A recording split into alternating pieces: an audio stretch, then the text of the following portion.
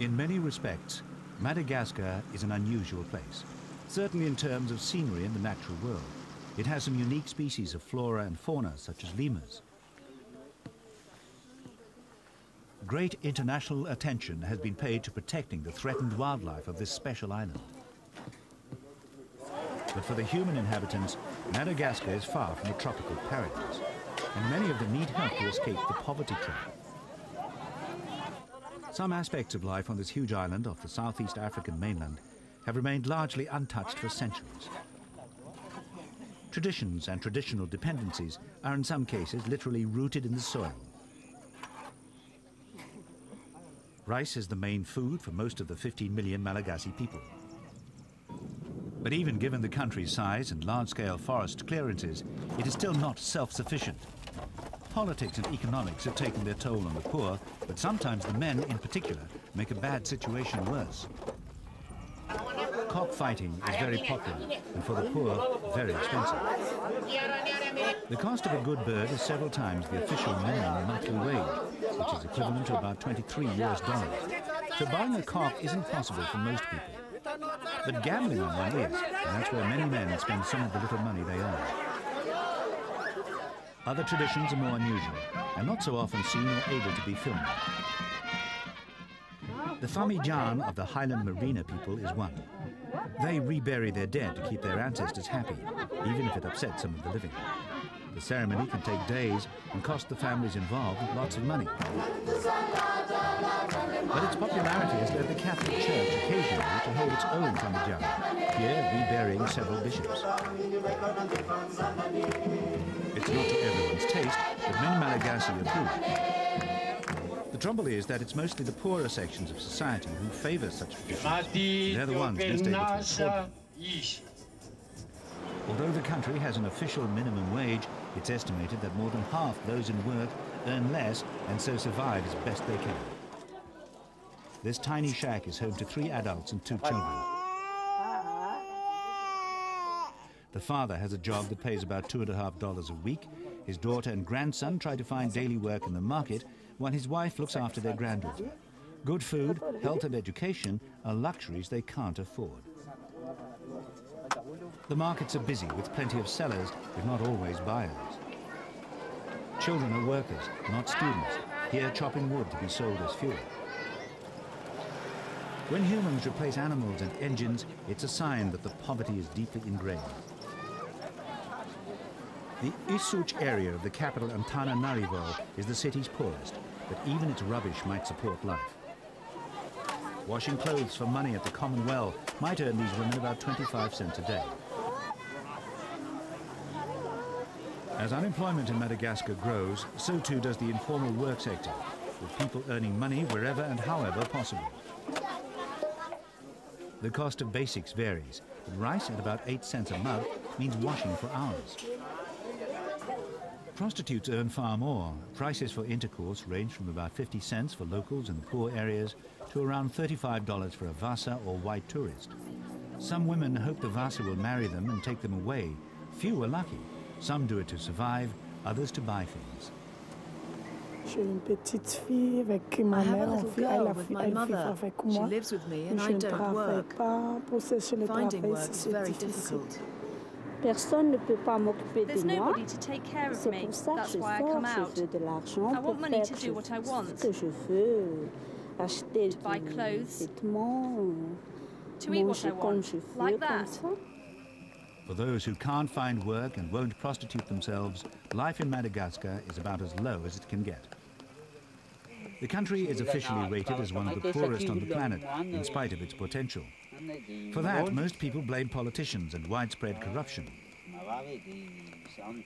Many international organizations are trying to tackle the poverty, to stop the downward spiral that leaves people on the edge of what passes for normal society. But all they've got is a sticking plaster for a slashed artery. The problems Médecins Sans Frontières workers encounter on their tours taken at night, when they know people will be in their shelters, are as often psychological as physical, convincing people to keep trying. Precise data on the homeless doesn't exist. Lelaina has been living here for a year, since her husband left her in their home, and she was evicted for not paying the rent. During the day, she collects unwanted old clothes and sifts through rubbish for items she might be able to sell.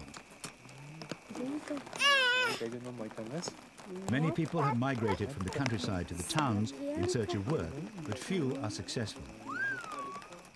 Some have gone the other way, hoping that luck will follow, specifically to the new mining town of Ilokaka.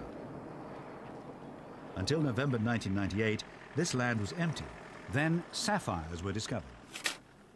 The mines are close to a national park, which would be threatened by mining expansion, but the prospect of riches is generally stronger than any government ruling. Some sapphire miners have formed an association, but the business is largely unregulated. Extraction is relatively easy, and the quality and apparent quantity of sapphires is estimated by many people to be second only to the industry in Sri Lanka. Some of the miners work full-time, others go home to work on family land during planting and harvesting. Conditions are primitive at the mines and in the town, but probably no worse than back home, and everyone thinks that they will strike it rich soon and be able to live elsewhere. In fact, as is so often the case in the poorest countries, it's the foreign buyer who strikes it rich and lives elsewhere. Sri Lankans and Thais are the main buyers at Ilokaka. Some set up shop immediately after the sapphire strike, while others arrive months later, a sure sign that the mineral deposits and prospects are good. But there is another way for poor Malagasy to improve their prospects. With the right kind of help from abroad, these formerly homeless people hope to get back into a more regular lifestyle involving paid work. They are living and learning in a residential centre set up by Franciscan friars, where health and education services are made available. Life here is disciplined, and some people give up to return to the streets.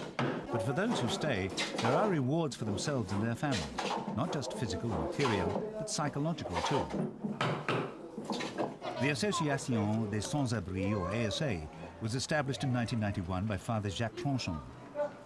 One of the biggest tasks he faces is getting people reacquainted with the unwritten rules and regulations necessary for what passes as a normal life. On n'est jamais sûr de ce que sera le lendemain. En 2 temps, 3 mouvements, on peut être dépouillé de tous ses biens, de tous ses papiers. Les gens qui arrivent chez nous, effectivement, donc ils ont perdu tout, y compris même, je pense, une grande partie de leur dignité. Et quand ils arrivent ici, ils savent que ce que nous allons leur proposer, ça ne va pas être facile, bien sûr. Il va falloir se battre pour l'obtenir, il va falloir travailler beaucoup, mais c'est quand même retrouver cette dignité qui a été perdue dans la rue. Retrouver aussi un peu de paix, un peu de sécurité, un peu de confiance. People come through the first phase of communal living and workshops in the capital. They move to the ASA farm just outside the city. The long-term plan is to get the urban homeless to move to the countryside, where many of them started out, only this time to live there successfully. The ASA theory is that proper planning and management, coupled with external involvement, not interference, will help the homeless poor reintegrate with society. Teen is trying to do just that. As a child, she fell victim to a government purge of homeless in the capital and was sent to a rural work camp. She was later taken by nuns to an orphanage and then to ASA. Martine is now married and hopes one day to have her own land. Here at the ASA farm, she's been learning to take care of herself and her husband, to cook, to work, and to believe in her potential. If a lot more Malagasy could be helped to do that, the country's prospects would improve, the wildlife would be safer, and Madagascar would be a little bit more like a real tropical paradise.